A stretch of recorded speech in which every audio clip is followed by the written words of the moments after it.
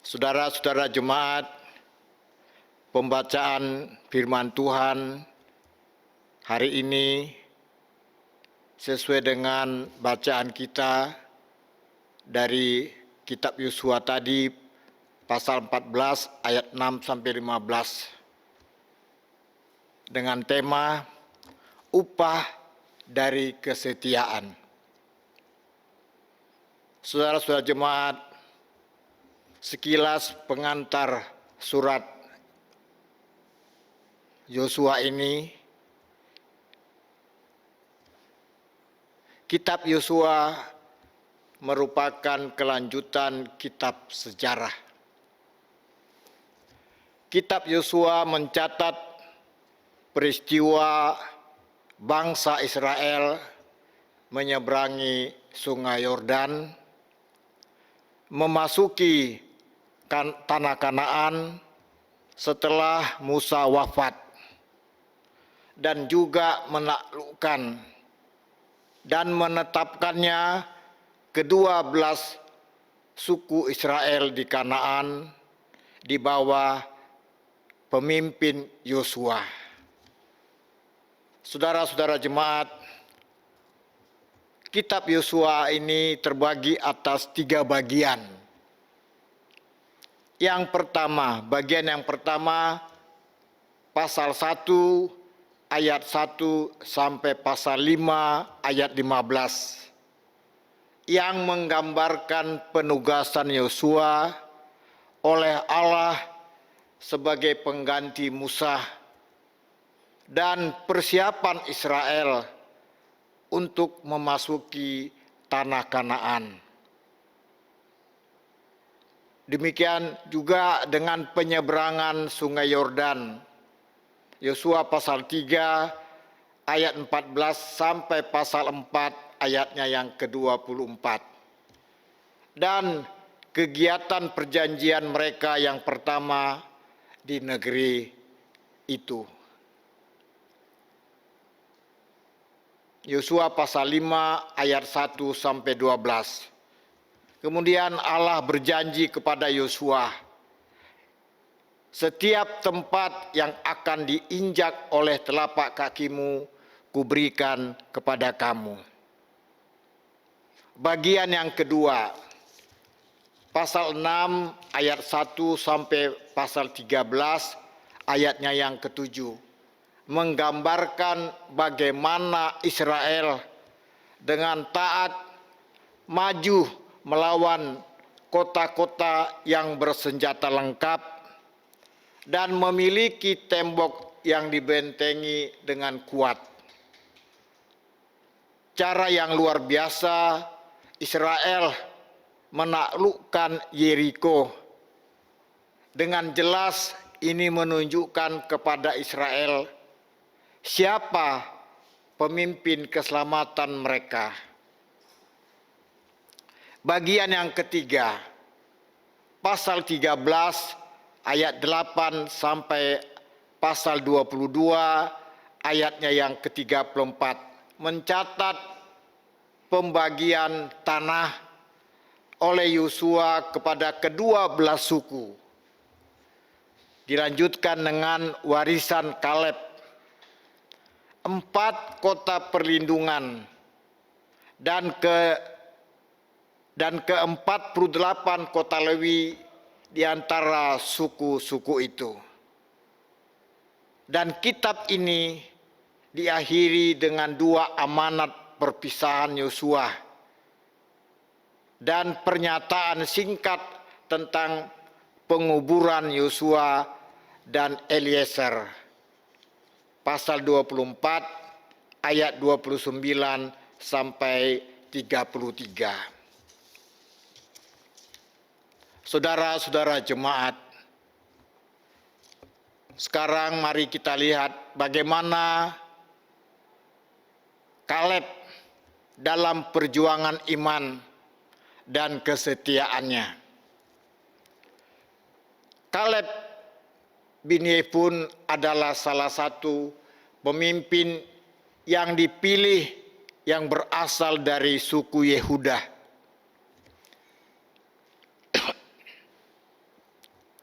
ia bersama para pengintai dikirim untuk melihat tanah Kanaan. Tanah Kanaan adalah tanah negeri yang dijanjikan Tuhan kepada bangsa Israel.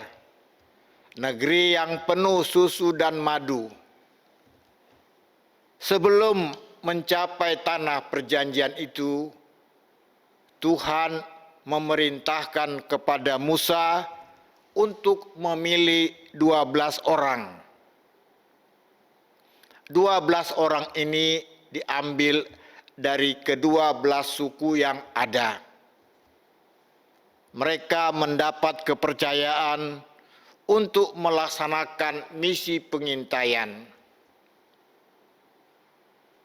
Mereka berangkat dan kemudian kembali melaporkan hasilnya.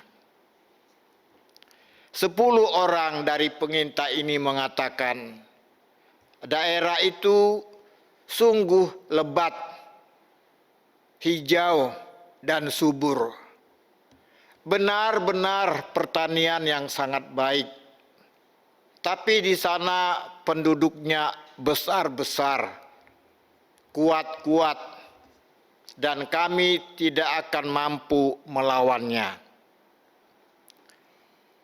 Kesepuluh orang ini semuanya memiliki respon yang negatif. Mereka diliputi rasa pesimis, takut, dan tidak mampu. Mereka ketakutan karena besarnya dan banyaknya orang-orang kuat yang suka berperang. Bagi mereka yang menyerang tanah Kanaan adalah hal yang konyol. Orang-orang yang tak beriman ini hanya melihat kesulitan dan kegagalan, sehingga mereka juga telah melemahkan rakyat Israel. Itu dapat kita lihat dalam ayatnya yang ke-8.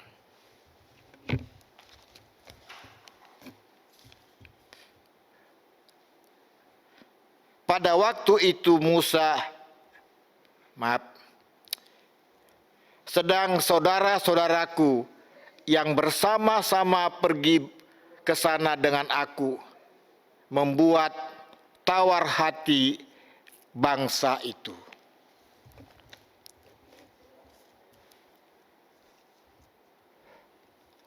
Berbeda dengan Yosua dan Kaleb,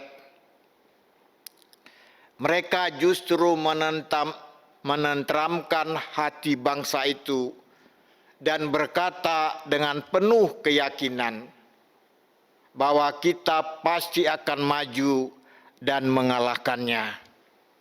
Itu dapat mari kita lihat dalam kitab Bilangan pasal 13 ayatnya yang ke-31.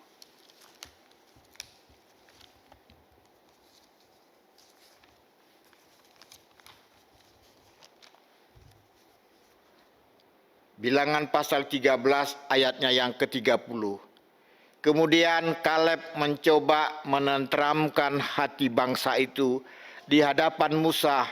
Katanya, tidak, kita akan maju dan menduduki negeri itu, sebab kita pasti akan mengalahkannya.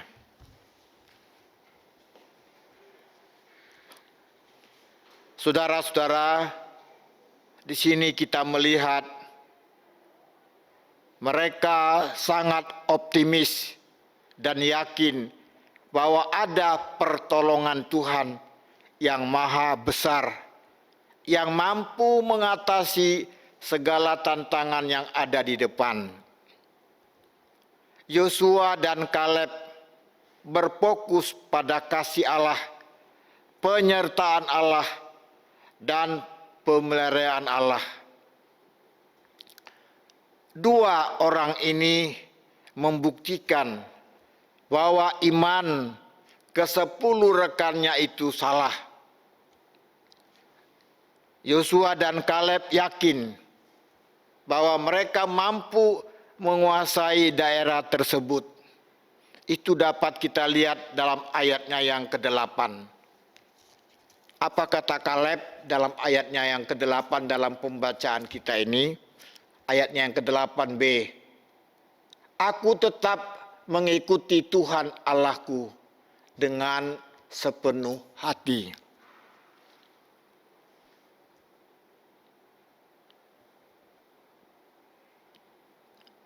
Saudara-saudara, Kaleb tidak terbawa arus dalam situasi dan kondisi ketika ia harus menjadi mata-mata untuk menyelidiki dan mengintai negeri Kanaan.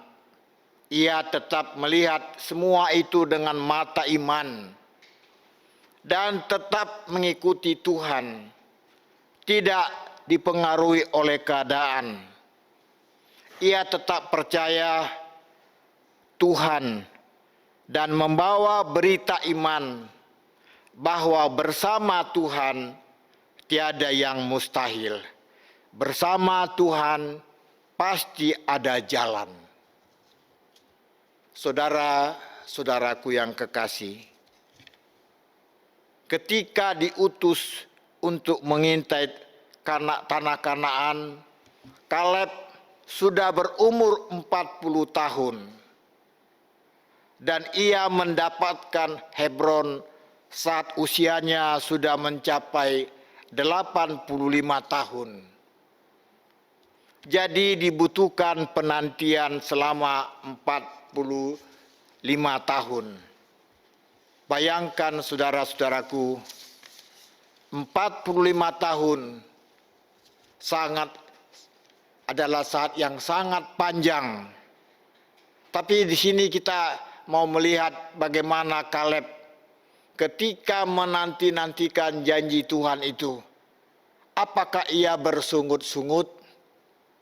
Apakah ia mengeluh? Apakah ia kecewa? Apakah ia patah semangat?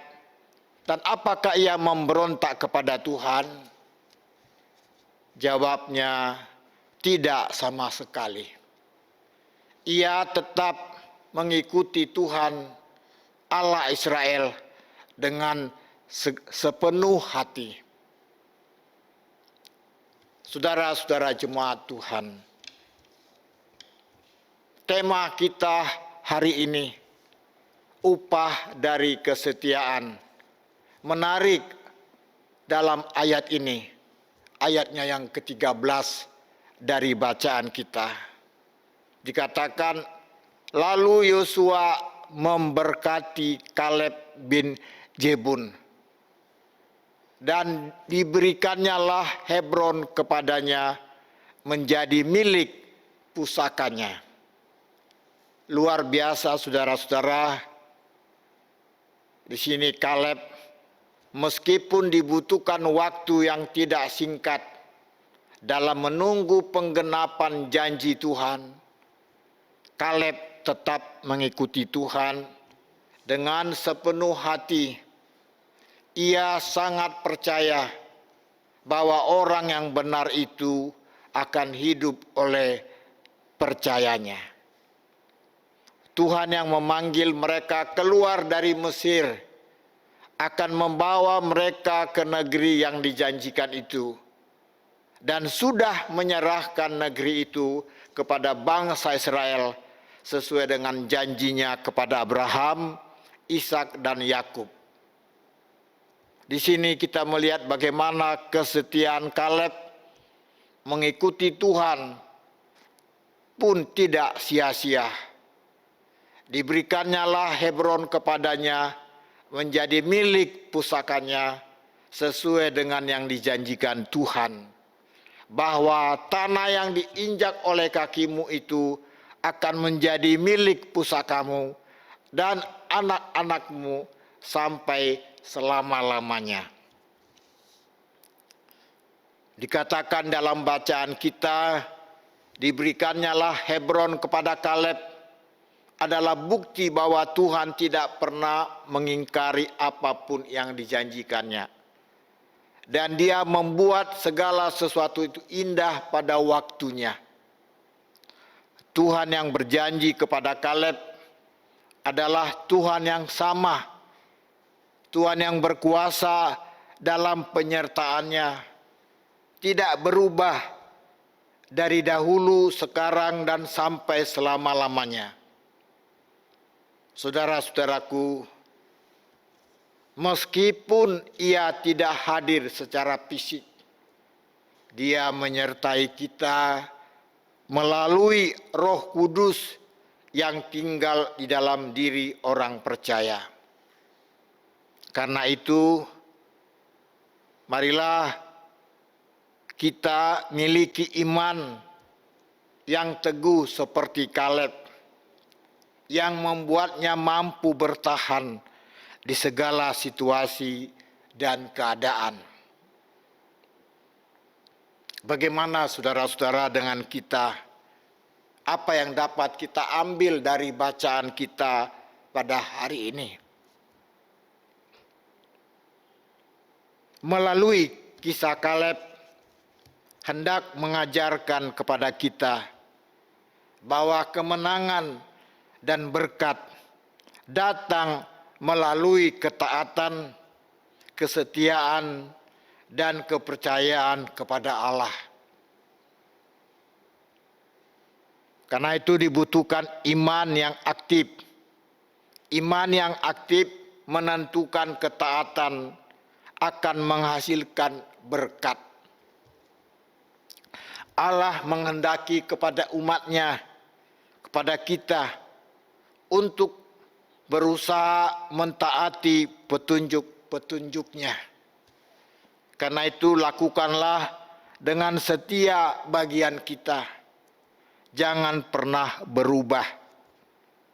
Tuhan akan mengerjakan bagiannya, menggenapi janjinya atas kita, tepat pada waktunya. Tuhan memberkati kita semua, menolong kita, agar kita tetap setia kepada Allah. Karena Allah akan memberikan upah dari kesetiaan itu, seperti Kaleb. Amin.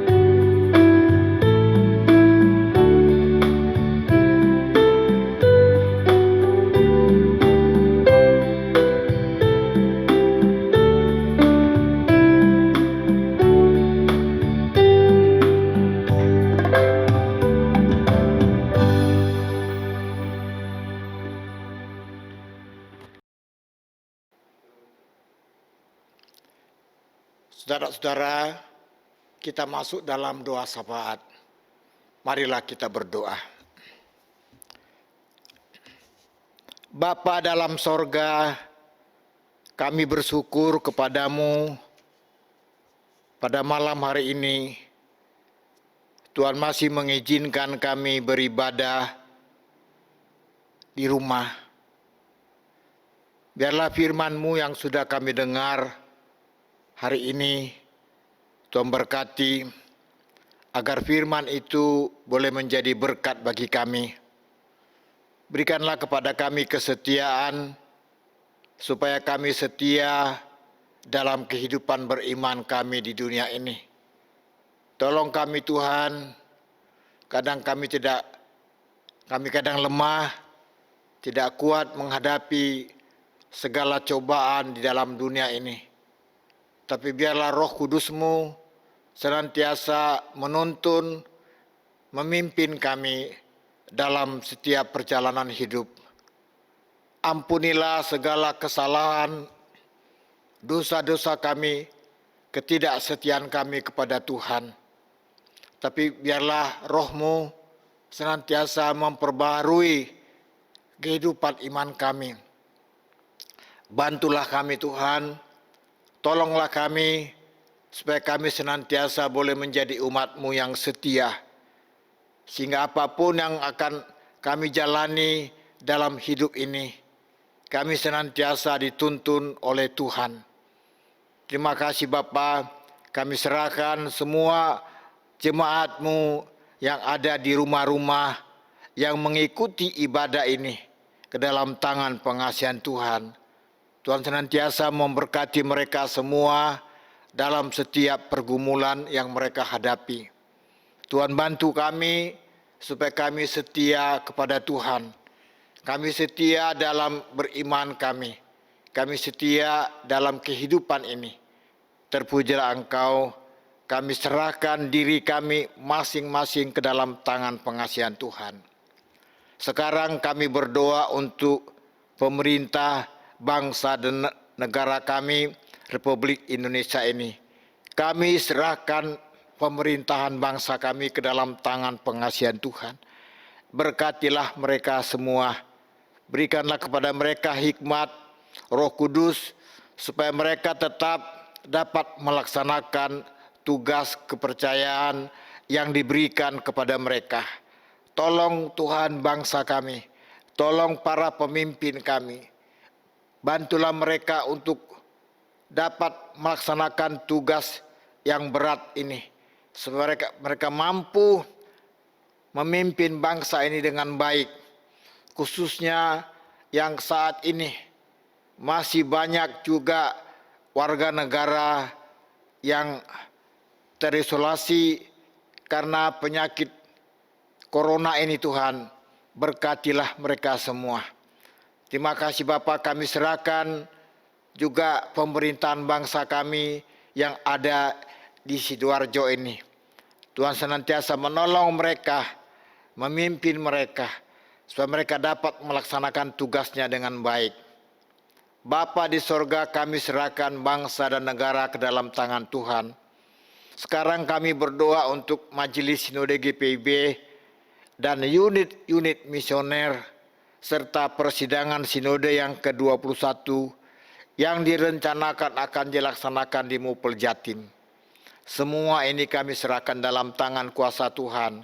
Biarlah jadi kehendak-Mu ya Allah, apa yang mau dilaksanakan oleh Majelis Sinode kami, khususnya panitia yang ada di Mupel Jatim. Demikian juga sekarang kami berdoa untuk GPB Bethesda Sidoarjo dengan unit-unit misioner yang ada ke dalam tangan Tuhan.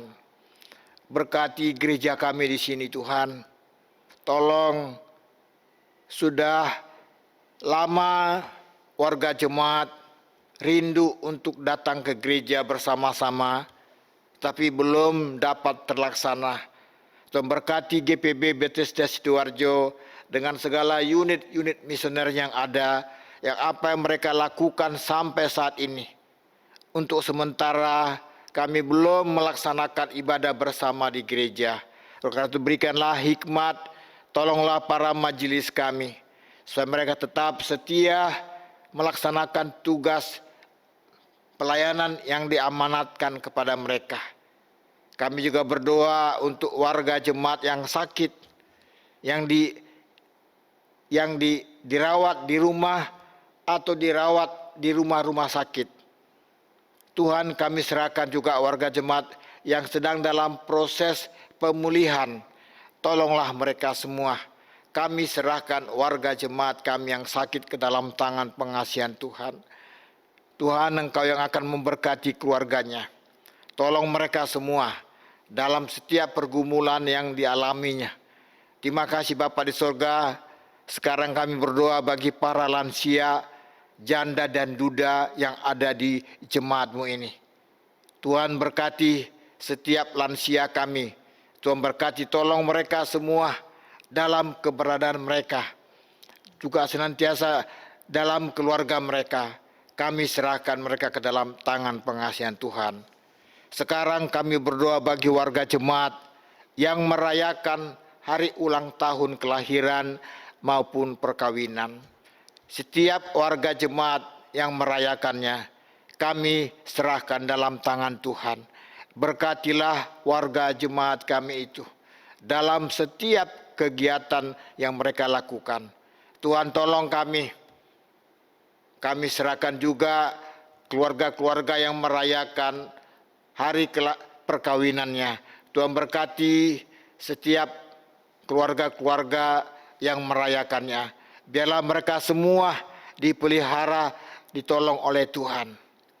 Sekarang kami berdoa bagi SMJ evaluasi triwulan keempat yang direncanakan tanggal 8 Agustus yang akan datang.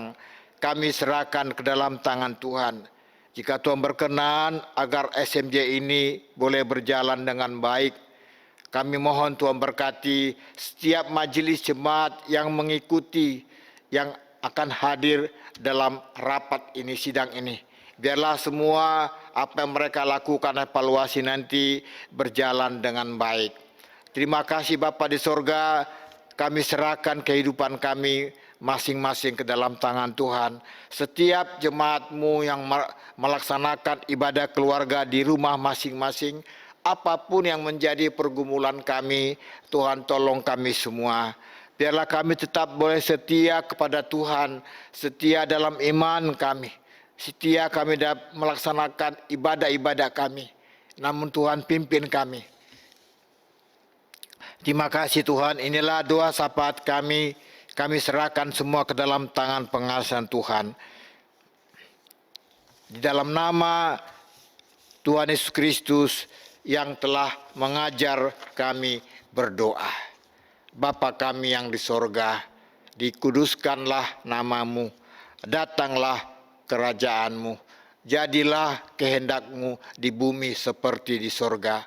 Berikanlah kepada kami pada hari ini makanan kami yang secukupnya, dan ampunilah kami akan kesalahan kami, seperti kami juga mengampuni orang yang bersalah kepada kami. Dan janganlah membawa kami ke dalam pencobaan, tetapi lepaskanlah kami daripada yang jahat.